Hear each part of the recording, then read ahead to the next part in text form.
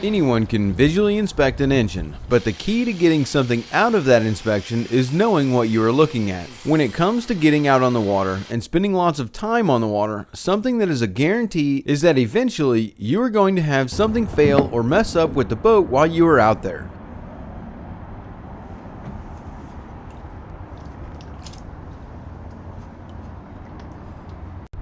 And having some understanding and a little education about the boat can help you save the day or some money by figuring out what is going on, whether that is something on the boat or something going on with the engine, which is why we're here for you to help you get that experience before having to deal with it while out on your boat. One of the tasks though that we have when it comes to making these videos for you is to make sure that as many people as possible can understand what is going on and what they're looking at as well, making this video an important informational video for all of you out there that like to go boating. Now there's no shame in not knowing what you are looking at if it's not what you do every day. There are many things that all of us have no clue about, and so when we have an issue, we have to go searching for the information to figure out what we need to do in order to fix our problems. Getting the cover off of the engine is the easy part of this operation, and in order to understand the rest of what we are about to talk about, it's important to understand three basic things about any engine.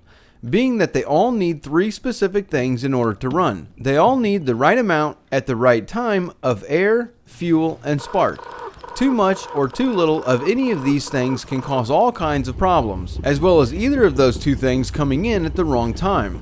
So when we are looking at an engine, I like to start with looking at the air side of things first. No matter what model you are looking at, you can find the air filter or an air box and look around to make sure that there isn't anything blocking the air coming into the engine. With a clean air filter or no issues with the air going into the air box, we'll move deeper into the system where we can talk about the regulation of that air.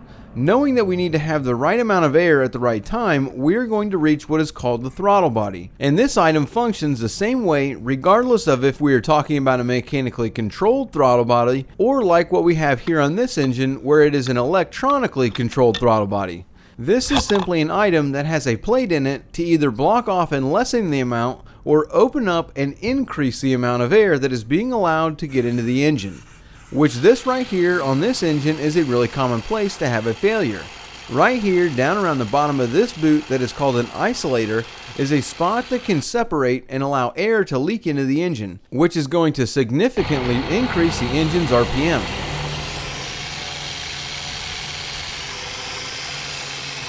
Here's some sound.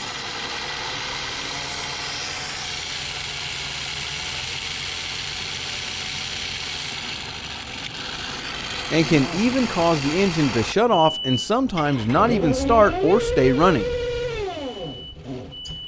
It's also pretty common for this clamp here to break and allow this entire assembly to fall down and off the bottom of the supercharger here. The reason this is such an issue is because this is allowing the air to get in after the throttle body that is designed to regulate the amount of air getting to the engine. Without that regulation, there is just a massive amount of air being let into the intake, which throws everything else off. But if we continue on following the path that the air is being led through, we'll see some hoses, some clamps, rubber boots on sensors. All of these places can be an issue over time where air can get into the engine and mess these important ratios up. So when visually inspecting everything, we're looking for tears in those rubber hoses, missing or broken clamps, or anything else that you might find that just doesn't look right.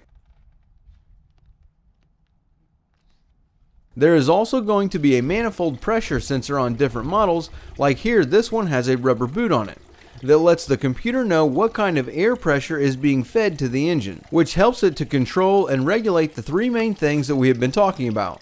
If this rubber boot here gets a hole in it or the clamp is broken, it can allow unregulated air into the system just like it did back around the isolator boot where that clamp goes under the supercharger, which is just another thing to look at when visually inspecting the engine. Now this leads us back here where the fuel injectors and the ignition coils are. The fuel injectors are the items that open and close, allowing the fuel to get into the cylinders.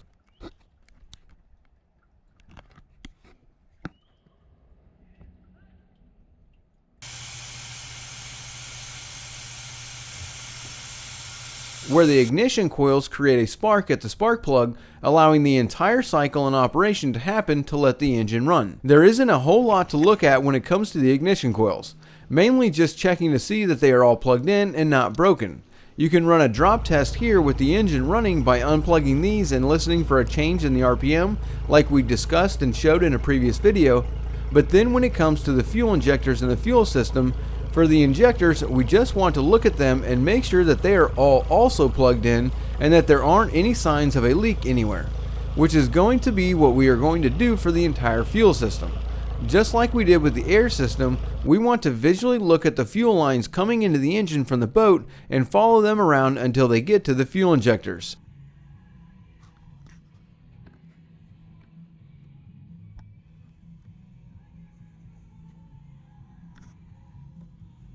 With the engine running, making sure that we don't see any kind of leaks at any of the hoses, the fittings, or even at one of the fuel pumps like this, which can cause all kinds of issues. And usually if you have a fuel leak, you're going to notice a fuel sheen on top of the water.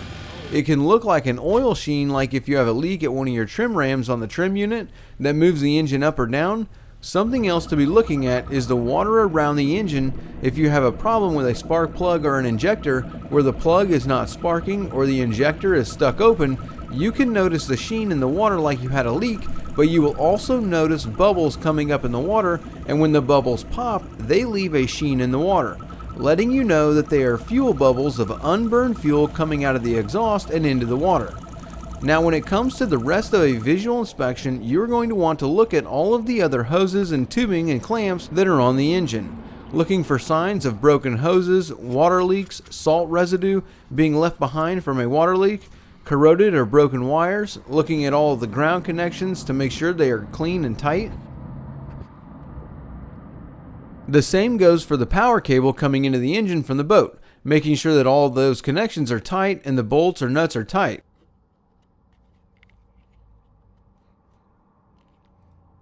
Looking around at the belt, looking for belt dust from the belt.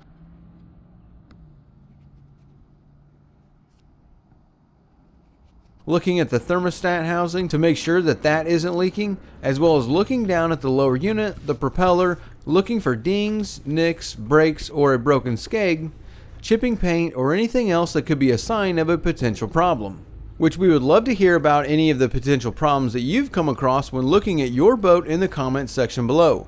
We'll also include a link in the description where you can share interesting pictures and videos that you come across with your boat with us here. We'd love to include more of your stories here on the channel, so if you send us a picture or a video, we might include it in one of these videos, or possibly even on our Instagram. So let us know what you come across. Don't forget to subscribe to the channel and visit us at bornagainboating.com. Thank you all for hanging out, and we look forward to seeing you next week.